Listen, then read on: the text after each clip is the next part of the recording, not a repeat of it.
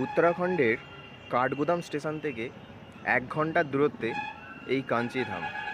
এখানে আসতে বাসে করে 1.5 ঘন্টা সময় লাগবে।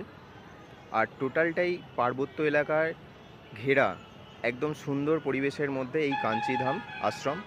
এখানে হনুমানজি এবং বাবা নিমকরলি বাবার আশ্রম।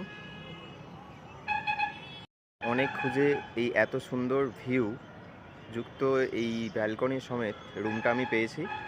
এটা কেউ যদি নাম্বার চায় বা এলে আমি এর নাম্বার নিয়ে রেখেছি, আমার বন্ধু আত্মীয়রা কেউ আসতে চাইলে। এখান থেকে পুরো কাঞ্চিধাম দেখা যাচ্ছে। ওটা বাবার মন্দির, লালটা আর ওই লালগুলো ছোট ছোট মন্দির, হনুমানজি, রাম লক্ষ্মণ, তারপরে বৈষ্ণব দেবী।